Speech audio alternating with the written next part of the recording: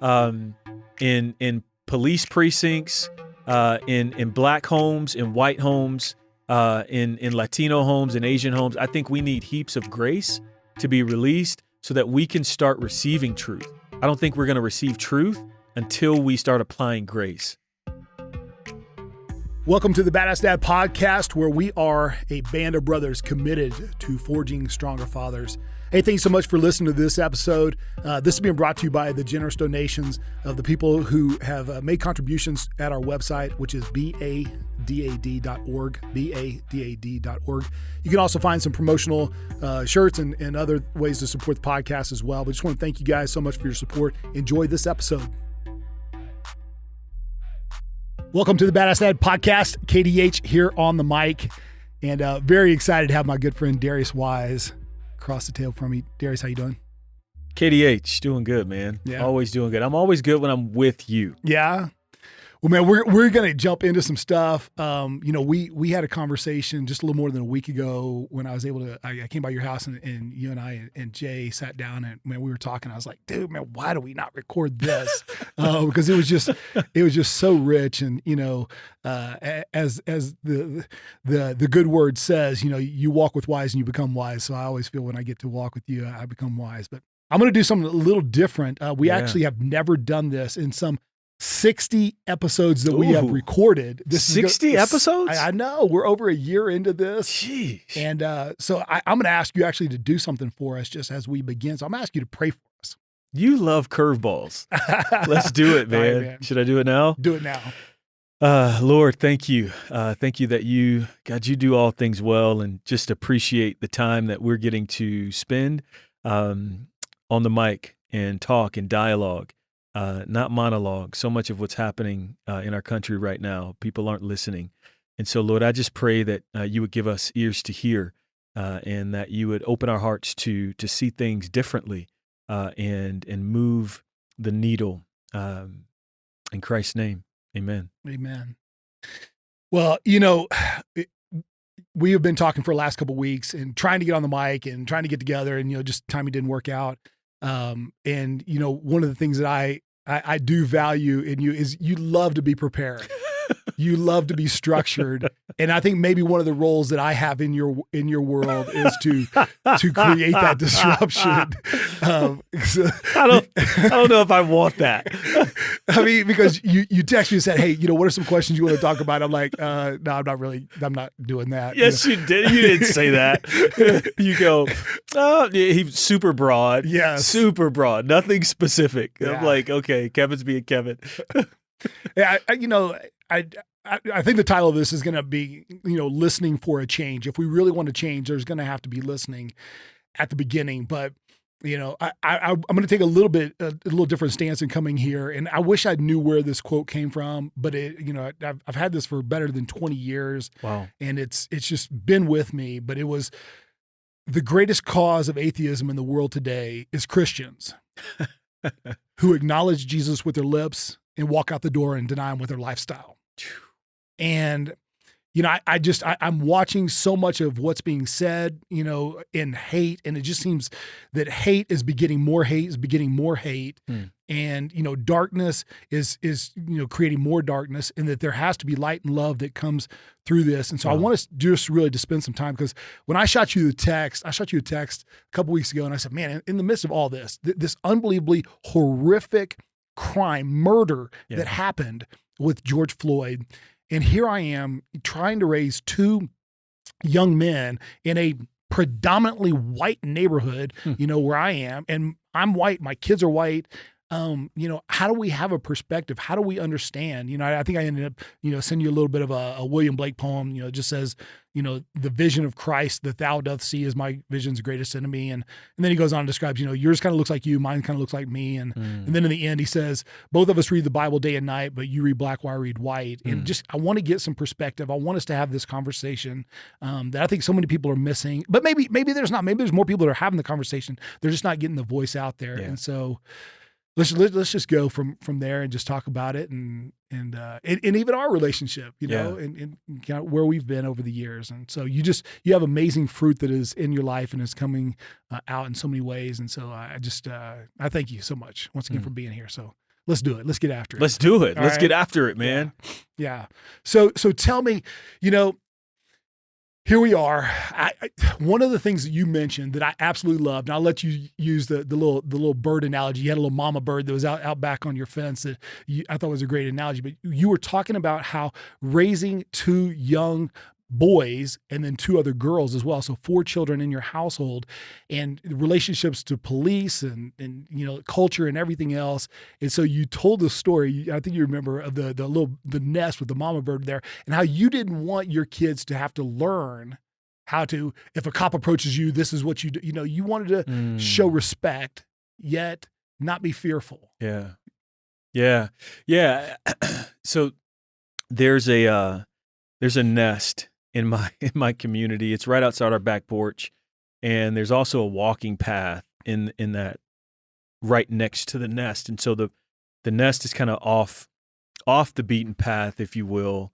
But as people walk through, the mama bird, because they're babies in there. Yeah. The mama bird is like doing the flyby as people are walking through, and it's funny to see people like freak out, and they're 2 or 3 birds doing flybys just to make sure that the nest is protected.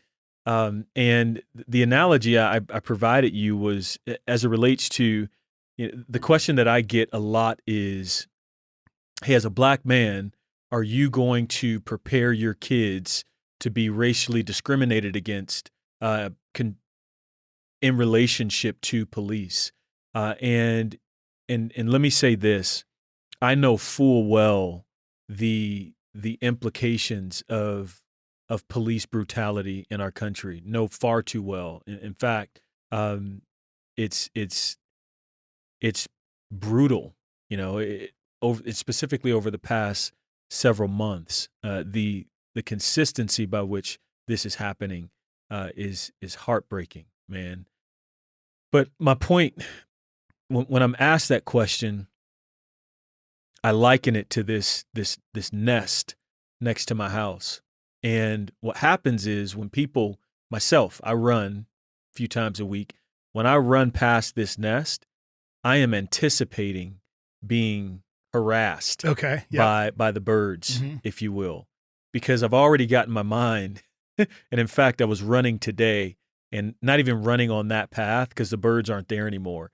But I was running today on another path, and I seen a kind of a flock of birds. And in my mind, in my psyche, I was thinking to myself, damn, what if these birds try to attack me?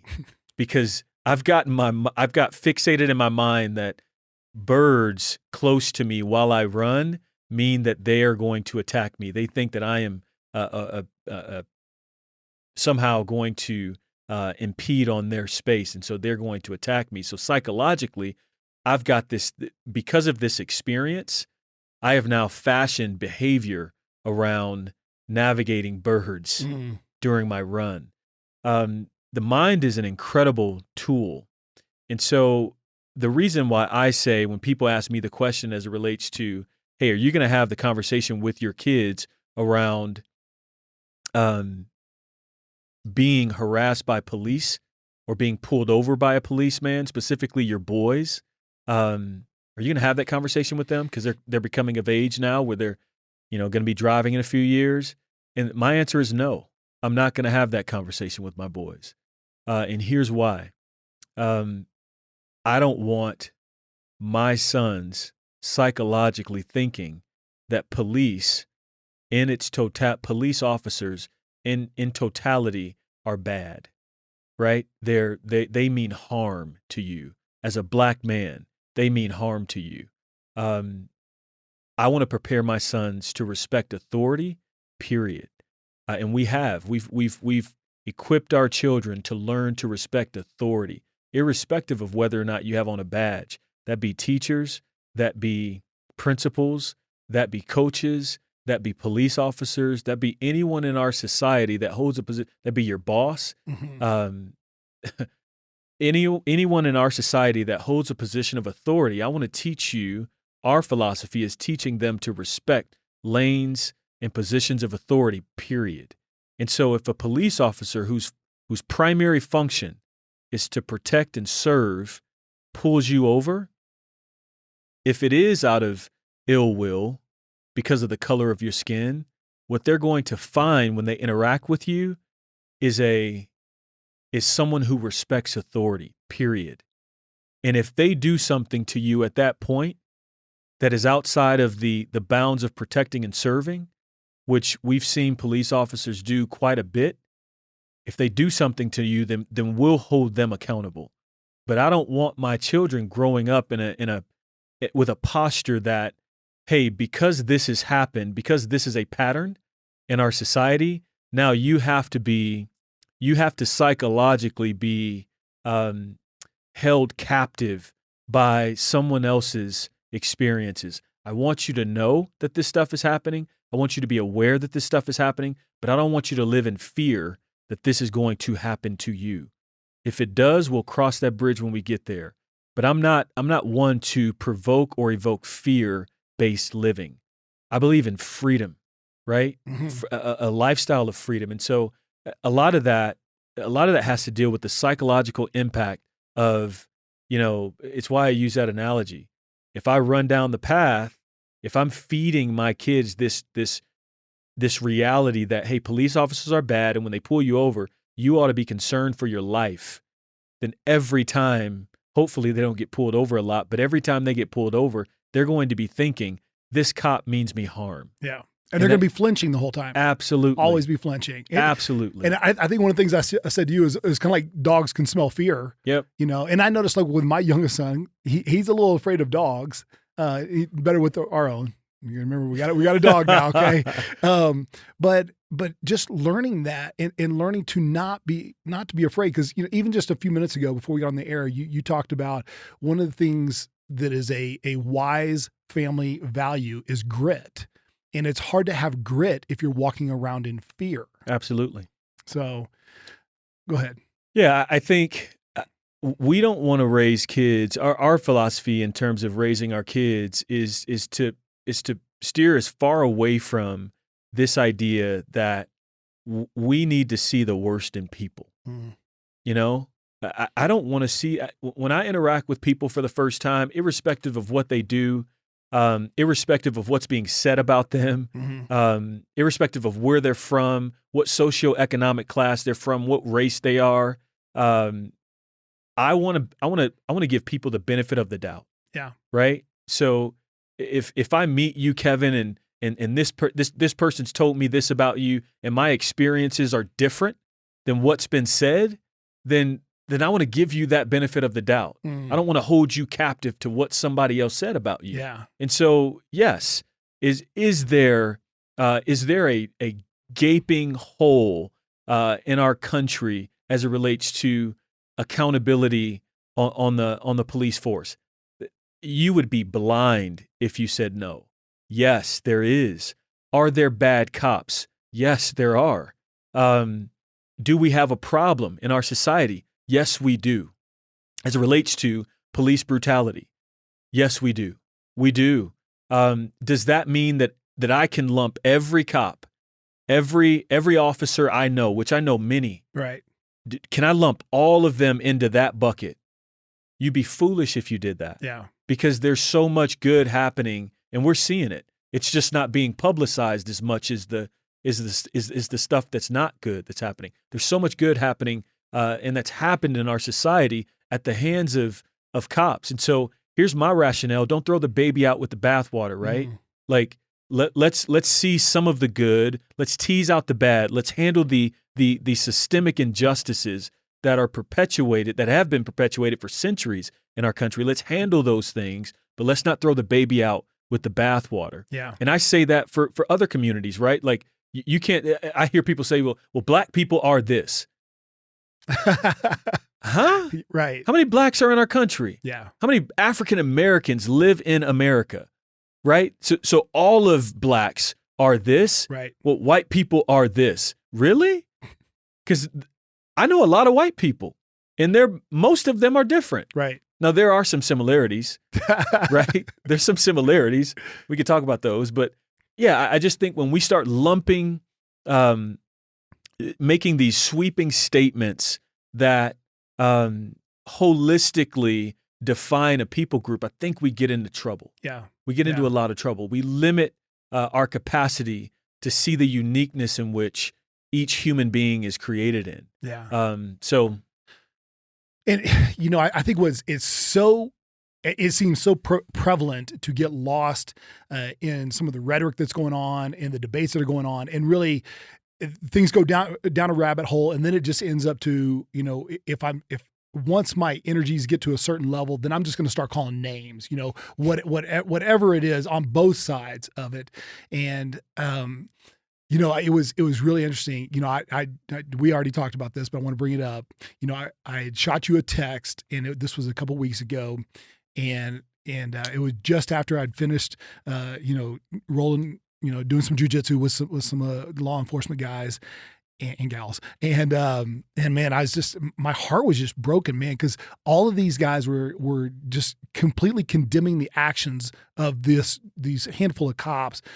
And they were just sad. I mean, it was kind of crazy because I didn't feel they were angry. I felt they were really sad. So I shot you a text, and the text was, man, these guys are really sad. And then you shot me back a text and said, man, the Black community is really hurting too. And I remember just going, oh my gosh, my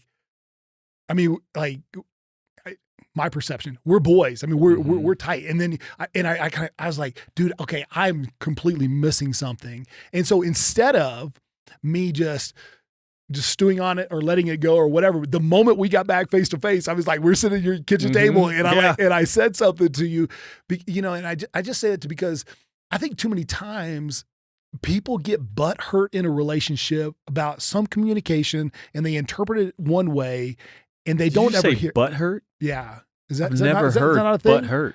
Okay. What's butt hurt? People get butt hurt. Keep going. Okay. Keep going. They get butt hurt, and so and they never bring it up. Yeah. Oh, And I value our relationship so much that we sat down and we were talking about it, and I was like, I want to just throw it out on the table, and I feel secure enough in our relationship that I could bring any of that up.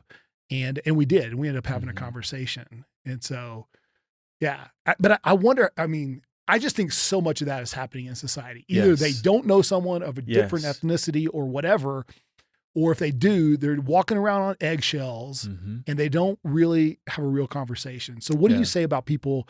Because I know you just had a great sermon, you brought, and being a great pastor, you had like a perfect 3-point sermon that you brought out, but what do you say about that and the communication, and how do we do that? Yeah, I think, Kevin, you just hit the nail on the head, man. In times like Jay and I were talking the other day, and I said, in this time, meaning this time in our country, number one, we are living in history right now, and that's a unique space to be in. I can remember when 9/11 happened. I can remember when literally in college watching the towers fall, and I'm thinking to myself, what the heck is going on? Like, what's happening right now? I'm watching on live television our country be attacked. I can remember where I was when President Obama was elected into office. And I don't care about your politics, but as a Black man sitting on a couch with my family, watching a Black man being elected into an office, into the highest office within our country, really within the world, was such a deep honor for me. And so I can remember moments in my lifetime where I knew I was living history. As I watch this time unfold, the global pandemic, and now you're watching the world respond to really to fighting for human rights. This is you talk about a powder keg of a moment in our history where people have been locked up in their houses for 3 months. People are going stir crazy already. And then you add on top of that, a man being murdered in broad daylight, which unfortunately in our country starts to be more politicized than it is humanized, Mm. now you've got this powder keg of emotion and frustration and anger and rage, which now starts to date back and really highlight some of the systemic racism that our country has faced for hundreds of years. And so you put people in this moment, and what I was talking to Jay about was, man, we're seeing, you're a coach, so you know this. When the pressure's on, you see either the best or worst of people. Yep. You see them at their best or you see them at their worst. Some people fold under pressure. And this isn't like an indictment on the people who fold under pressure, who just explode, who can't handle the moment. Yep. And then you see others who have this innate ability to see the moment and just maximize it.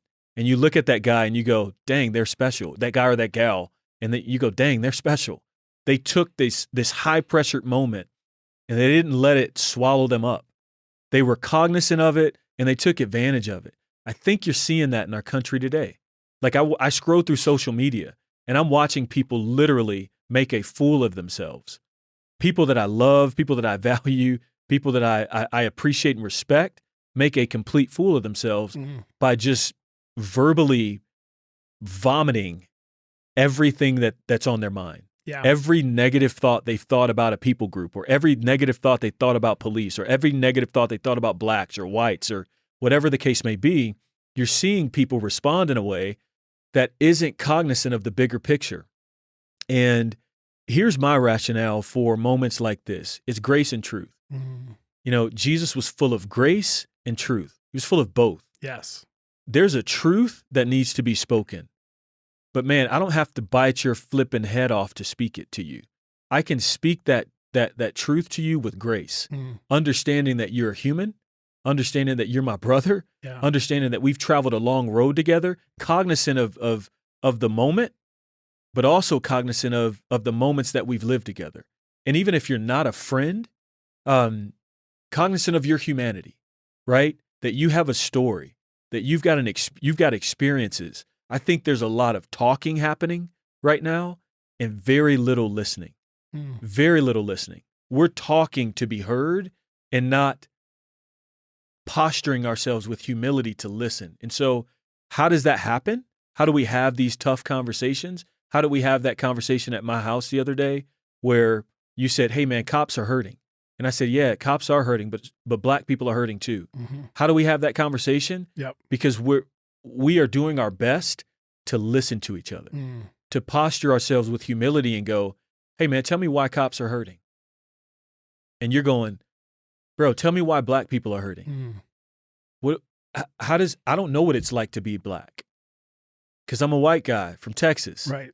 You know, I know black people, but I don't know what it's like to live in black skin in this country. I don't know what it's like to walk in a restaurant full of whites and think to yourself, what do they think about me? Yeah. I don't know what it's like to walk in a restaurant in Castle Rock and your wife be humiliated by some white woman saying to her, oh, I guess we're desegregating today.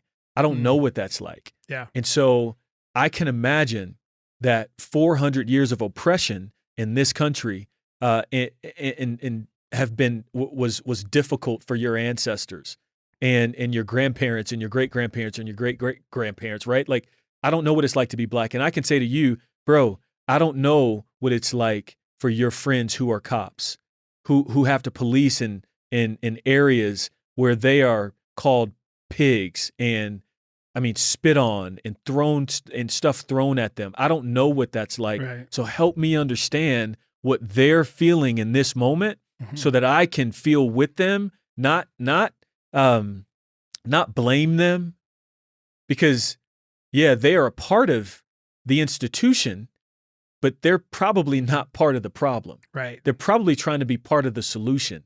So how do I posture myself in a way that listens more than I seek to be heard? Yeah.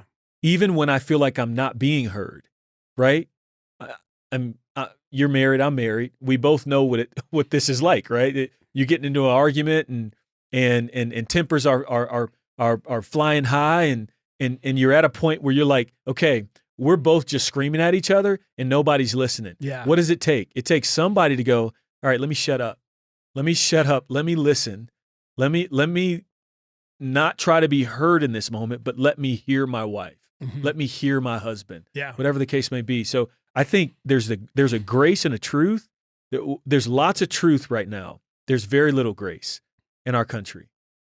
And I think we need heaps and mounds of grace Yeah. to be released in our communities, in our friendships, in our around the social media platforms, in police precincts, in Black homes, in white homes, in Latino homes, in Asian homes. I think we need heaps of grace to be released so that we can start receiving truth. Yeah. I don't think we're going to receive truth until we start applying grace.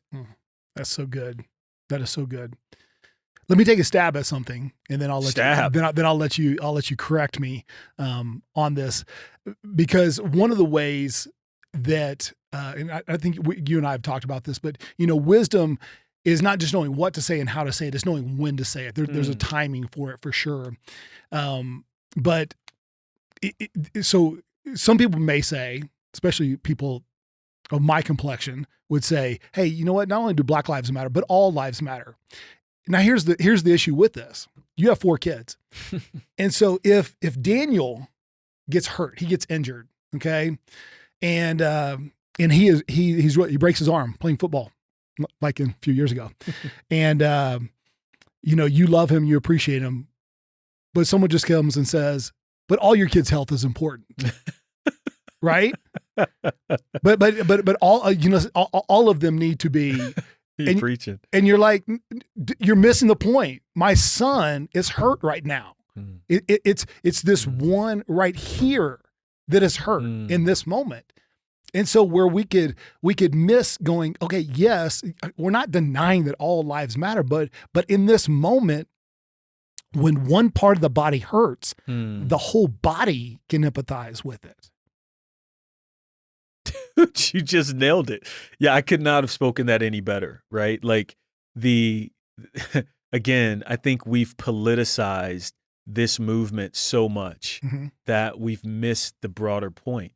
The broader point is, one of the things I love about Kevin is he cries. Real men cry. Yeah. We've missed the broader point. And Kevin, you just made it. The reason why an activist group has to come up with a creative name, march in the streets, lobby in the halls of Congress. The reason why this has to happen is because we, as a country, we keep doing this thing. Black lives matter. Black lives matter. Well, all lives matter. But you're missing the point. All lives aren't being choked out in the street. Right. All lives aren't being killed and because of being profiled, because they're being profiled. All lives haven't experienced racial and systemic injustice in our country, but Black lives have. And so I'm not with to say for people to say, well, blue lives matter in this moment. Right.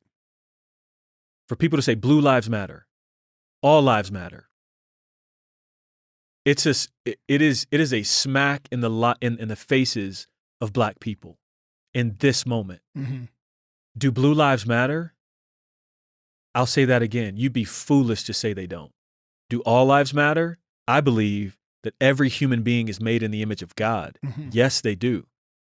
But Black Lives Matter is a statement right now. It's a statement speaking to the systemic injustice that is perpetuated in our country against Black people and against Black lives. It's saying, I matter. When Daniel broke his arm, it would have been shame on me. Daniel's my oldest son. It would have been shame on me to say, you know what, guys, Chelsea, your arm matters too, but your arm is properly functioning right now. Right. His is hanging by a limb. Darius, your arm really matters. Chloe, your arm really matters.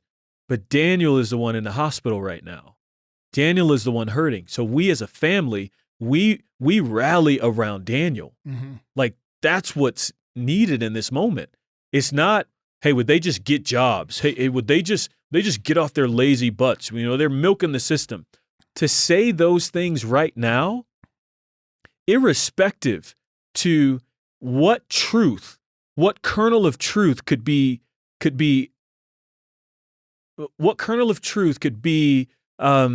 in those statements, but to say them now is a tragedy. It's a tragedy. Yeah. I mean, it is a tragedy that's even hard to articulate. It's exactly what you said. It's like saying, yeah, Daniel, good on you, buddy, but their arms matter too. Yeah. Yeah. Well, to steal a quote that is actually tattooed on Justin's left arm, it says, the only way for evil to prevail is for good men.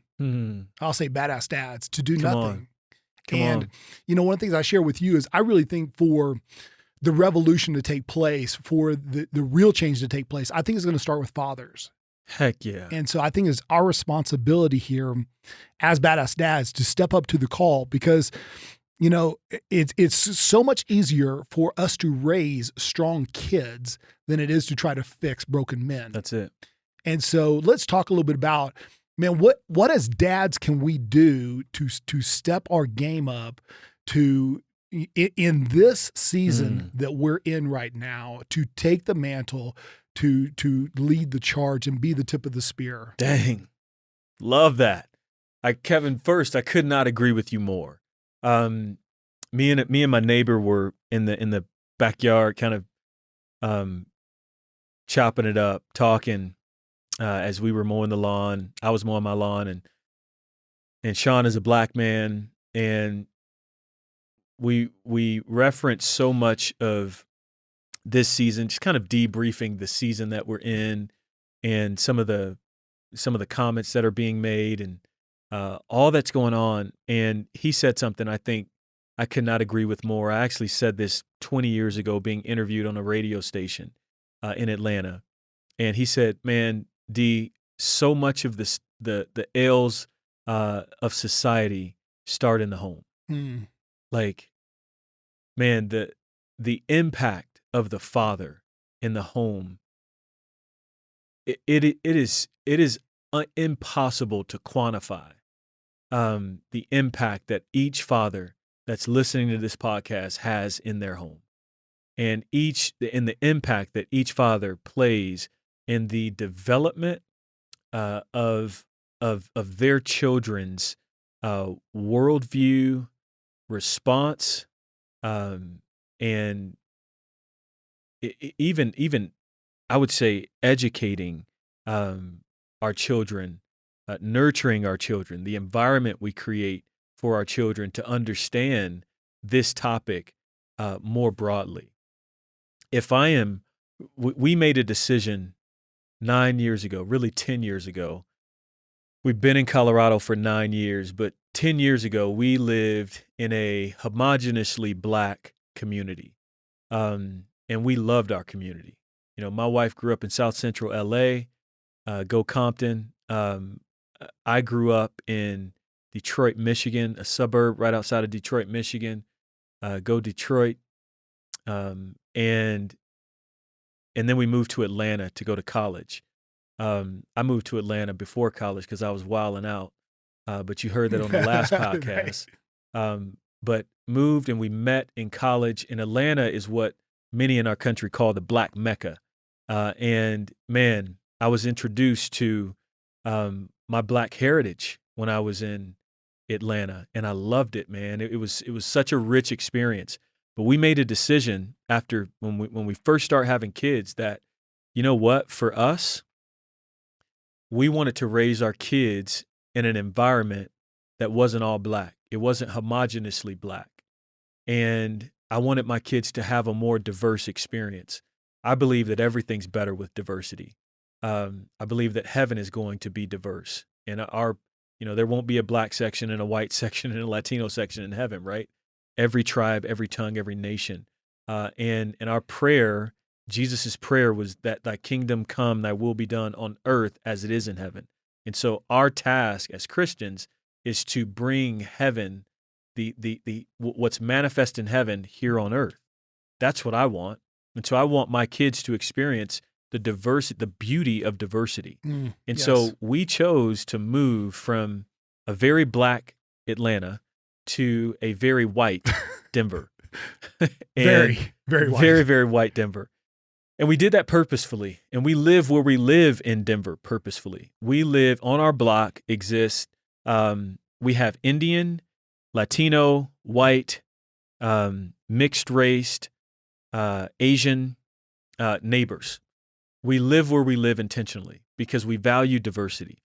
And so as a father, leading my kids to value diversity is first my responsibility. Leading my kids to not hate, but choose love is first my responsibility. Leading my kids to understand the beauty of their ethnicity is first my responsibility as a father. And so I choose to ensure that, one, they're surrounded by diversity based on the setting that I choose to live in. Could we live somewhere else? Absolutely. But we've chosen to live where we live intentionally. Two, the education dynamic that comes along with being a father, right? Like our kids are unaware that they could be the only black person in their class, and the tension that comes along with that, the struggle that comes along with that. And so we process that. We don't shy away from the hard topic, right? Like we process it. When Ahmaud Arbery was killed running in the street, we sat down as a family and we lamented. We mourned for that. Yep. We processed the fear that comes along with a black man in 2020 being shot in the street. We processed that. We processed the fact that racism, we processed the implications of systemic racism together as a family. We read books together as a family. One of the books that my 13-year-old son read was called a book that I absolutely love and highly recommend by Sarah Shing called Beyond Colorblind. It's choosing, some of the, all the craze right now is, I'm colorblind. I'm not a racist. I don't see color. Well, actually, I want you to see my color. Mm-hmm. I want you to see the beauty of my color. I want you to see the pain of my story, and I want you to identify with it. I don't want you to not see it. Too often and too long in our country have I think we've tried to turn a blind eye to the fact that, no, that is a black man or a white woman with a story. And within that story is your humanity. Within that story is your struggle, your triumph, your pain. And so I want to identify with that story. And so as fathers, man, our primary responsibility is to steward and shepherd our children's development in this conversation. We can't just leave that to chance. We have to intentionally shepherd our children in this direction. And so for us, that comes through books, that comes through dinner table conversations, that comes through one-off conversations on the way home from football practice or track practice or whatever the case may be. My little girl was called Blackie 3 years ago in her classroom. A little white boy, but obviously raised in a home that didn't, value and prioritize understanding the implications of that statement. Or maybe he was. Maybe that's how he was being discipled. He was being discipled to see black people as less than. And so he felt that it was okay to call my daughter Blackie. He didn't know who her daddy was. And I immediately interacted with the principal at that school. My daughter knows who she is. She understands her value, even at 8 years old at the time. Yeah. She understood her value, so she didn't take that on as her reality. She actually stood up to the young man.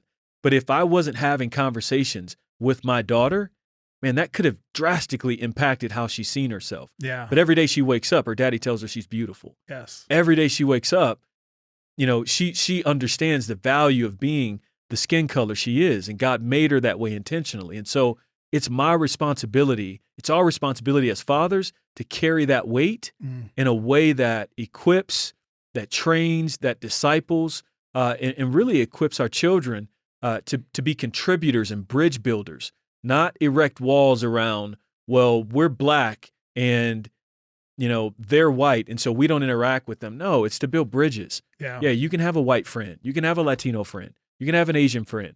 And we're going to respect and learn their culture. We're not going to assert our culture onto them, which is so much of the narrative, but we're going to respect and value their culture. We're going to honor their culture. So I think to your question, man, it's such a key. We are the tip of the spear. I love the way you said that. I don't want to make light of that, the situation, but when you were going through all that, the Latino black, it just made me hungry. You wanted food. I mean, I was just like, I was talking about the diversification of food. Maybe that's one way that we come together is just food over brings meals. Everybody together. I mean, it really does. and it is interesting that we'll go to a Mexican restaurant or an Asian bistro or whatever, and we will enjoy a part of the culture, but we miss the real part of the heart of the culture. So legit. Yeah. Yeah. We want to pick and choose what we get to digest. And just imagine if the food's that good, like how much better the people in the heart is as well. Hello. I like to say, and I heard this quote a little while ago. I like to say that no significant change happens without significant relationship. And wait, say it again. No significant change happens without significant relationship. Okay.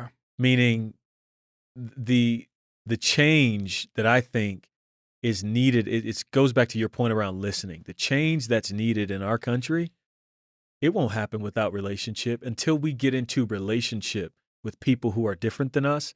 And let's just put aside the race conversation. What about somebody who's in a different socioeconomic class than you, right? They don't make the money you make. They don't live where you live.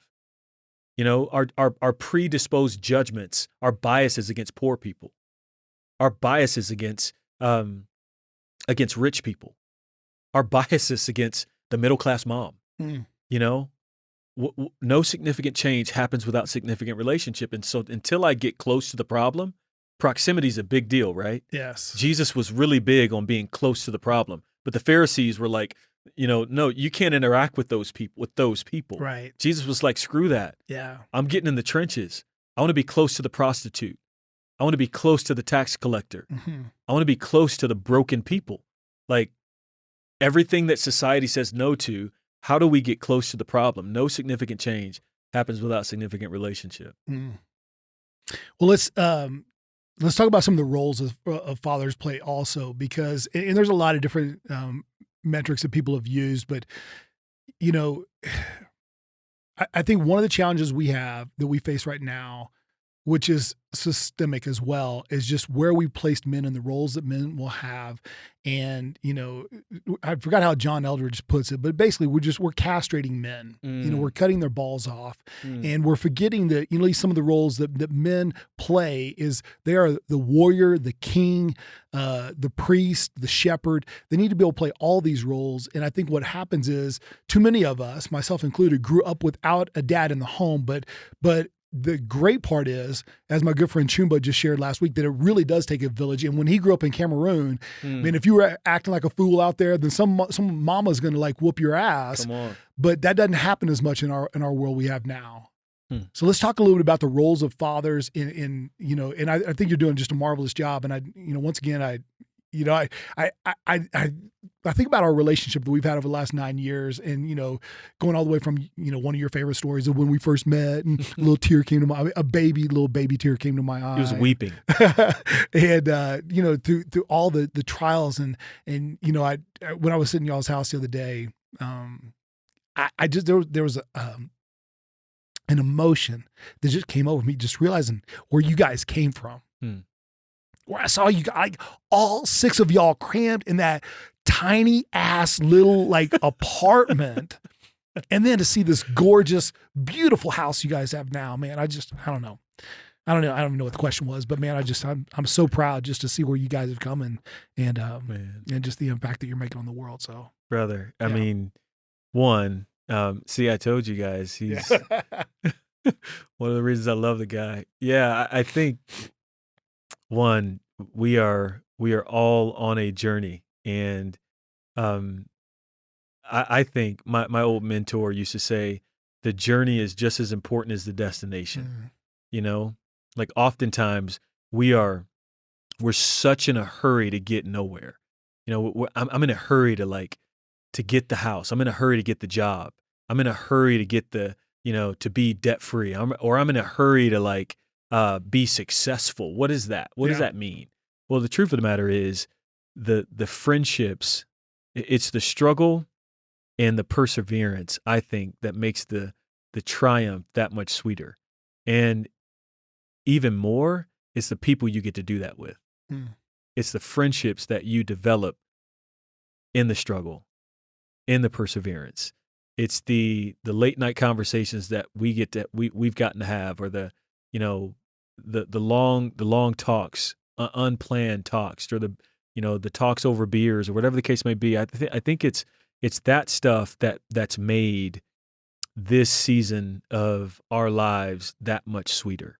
And so, that being said, to your question around the role of fathers in the community, man, I used to get my ass whooped by my aunts, my uncles, my neighbors. Like, everybody got a piece of me. I'm serious. Yeah. Everybody got a piece of me. Everyone held me accountable. My coaches, my youth pastor, everyone held me accountable. I lived in I grew up in an era where it was okay to whoop your kid, your neighbor's kid, or your teacher spanked you. Yep. And today we're so like uber sensitive, and I don't recommend that today in today's time. We live in a different world. Yep. But the core, at the core of that, was this reality that you were going to be held accountable. There wasn't this to me, disgusting sense of entitlement coming from the next generation that you owe it to me to be nice to me. You owe it to me to let me do whatever the heck I want to do. I feel like the role of the father in our community is one of accountability. It's looking at our neighbors, and whoever your neighbors are, and not just your physical neighbors, but your neighbor is the person that is not a part of your immediate family. Yeah. Looking at our neighbors and holding each other accountable. That's what men do. Men hold each other accountable. And so there's a young man in my neighborhood who's been running amok, and there's a basketball hoop outside of my house, and it's a community hoop. We're very generous with it. It's my neighbor's hoop, but it's dang near right in front of my house. You've seen it when you came to my house. Yep. And this young man decides to, and you can lower the rim, you can make it whatever height you want to, so you can get your MJ dunk on, or whatever the case may be. And he's been abusing the privilege that he has of having a community hoop. And there's also a community hoop not far down the street from where he lives. And so, but he likes to come in front of my house. And so, and I like that. But if you're going to be in front of my house, you gotta conduct yourself like a respectful young man. Yep. That's my expectation of him. You can't play music with cursing in it, loud for the neighborhood to hear. You can't hang on a rim that's not yours. And so he doesn't like the fact that I hold him accountable. And so he stopped coming around. But I've been gracious, and I've also spoken truth to him about what you won't do in front of my house. And I think in Sean, my neighbor's done the same thing to him. I think that's the role of fathers in the community. It's to look at our young men and say, hey, I'm gonna set a standard for you. I'm not going to let you operate under the standard that I wouldn't let my kids operate under. I'm going to hold you accountable. The kids that I get to coach, same thing. We've had a tradition after every practice that you shake every coach's hand. And in the season of COVID, that probably won't happen, but you look the coach in the eye and you shake his hand and you say, thank you, coach. Thank you for sacrificing your time. You could have been home with your family, but you're teaching us the game of football. Thank you, coach. And so every young man, you would be blown. I mean, you wouldn't, because you coach too, and you do this. You're training young men to be men. Every coach that we interact with says, man, your boys are coached well. And not only are they coached well, but they're good young men. And that's what matters most. It's not who scores the most touchdowns or who's most quote unquote successful. It's what's the character of the man? Where's that? Not the man who's number one in everything, but what's the guy who just does the right thing and chooses the right path with consistency? D, that is so good. And part of our motto is forging stronger fathers, but before that, it really is building a band of brothers. And I think in order to have a band of brothers, obviously you have friends. And I had shared an article that I wrote, I don't know, maybe a year or so ago now, and it was an interaction that you and I had, and it was the 45-second friend, and I don't know if you remember it or not, but I shot you a text message a couple years ago, and I was having a really intense conversation with my mom, and it just went totally sideways, and so I shot you a text message that said, "Hey D, I need 45 seconds. I don't need any advice. I don't need you to say anything. I just need you to listen. And when can I call you?" And I don't remember exactly what you shot me a text back, say, "Hey, call me at 12:45 or whatever it was." And I kind of reiterated it, and you demonstrated this listening, so well. And during that time, I didn't need someone to tell me how I was stupid or I was right or any of that stuff. I just needed someone to listen to me, and you did a marvelous job during that season. And so I want to thank you once again for being part of my band of brothers, being a part of my life. And I think that's one of the things that's just missing in so many men, that they're trying to do it alone, they're trying to stand by themselves, but it just doesn't pass the test. Yeah.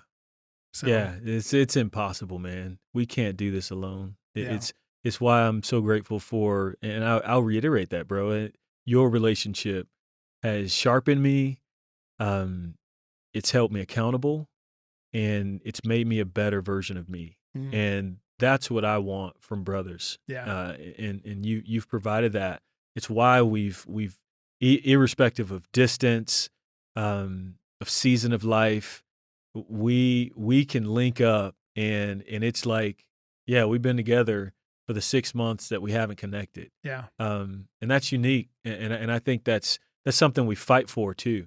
Yeah, absolutely. Well, and it was fun. I don't know if you remember at the very end of our conversation on the 45-second friend, you actually when I got done, you got 45 seconds for me? Right. So I like this. Yeah. Hey, I want to wrap with this. I wrote it down so I wouldn't forget it, but it says, in the end, we will not remember the words of our enemies, but we'll remember the silence of our friends. Dang. Dr. Martin Luther King. Drop Jr. the mic. So, hey guys, let's work on listening for a change. Let's be a badass dad. Let's have a badass week, and we are out. Hey guys, I want to thank you guys again just for listening to this episode of Badass Dads. Hey, if you found this episode helpful, if it's beneficial, if it's shareable, man, we'd love for you to pass it on to someone. Previous episodes you can check out on our podcast page, on iTunes, on Stitcher, or wherever you listen to podcasts. Also, check out our website, BadAssDads.org. That's BadAssDads.org. You can find us on Facebook and Instagram pages. So please, love the support. Check all that out. Let's get this movement going. And we are committed to forging stronger fathers. Be a part of the movement. We're out.